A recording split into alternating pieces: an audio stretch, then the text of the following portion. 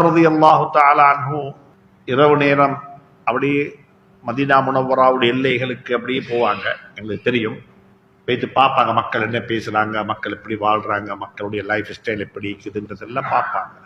அப்ப ஒரு வழிப்போக்கர், ஒரு ஜெப்சி, ஒரு வழிப்போக்கர் வந்து அவருடைய வைஃபோடைய வந்து ராவு நேரம், அப்ப வந்த வழியில அவங்களுக்கு பிரசவம் ஏற்பட்டுச்சு. அப்ப டெலிவரி அப்ப அந்த டென்ட் உள்ளுக்கு அந்த பெண்மணி சரியான கஷ்டப்படுறா. ஒரு வயசாளி ஒரு மனிதர் வந்துட்டு டென்ட்டுக்கு வெளியே நின்று கொண்டிருக்கிறாரு.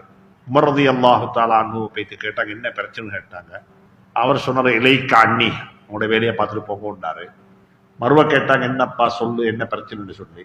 அப்ப சொன்னாரு, இல்லை இந்த வைஃபுக்கு பிரெக்னன்சி, இந்த வைஃப்க்கு டெலிவரி டேட் இன்னைக்கு, அவள் டெலிவரிக்காக கஷ்டப்பட்டு கொண்டிருக்கிறா அப்படியான்னு கேட்டு போட்டு உமர் ரலியல்லாஹு தஆலா நேரே வீட்டுக்கு போனாங்க. அந்த வீட்டுக்கு போயிட்டு தன்னை மனைவிக்கு சொன்ன வார்த்தை தான் ஆச்சரியமான ஒரு வார்த்தை. இந்த மனைவிட்ட சொல்லல, ஒரு பொம்பளை ஒன்றுக்கு கஷ்டமாயிக்குது, அவ பிரசவத்துல கஷ்டப்படுறா, நாங்க ஹெல்ப்புக்கு போமேன்னு கூப்பிடல. ஏன்னா நாங்க ஹெல்ப்புக்கு போனோம் போக இல்லையோ பிரசவம் என்ன செஞ்சிடும், அது டைமுக்கு முடிஞ்சிடும். அது நீங்க போக இல்லைன்னு சொல்லி எங்கேயுமே பிரசவம் என்ன செய்ய போறல, அது டிலேயா போறல.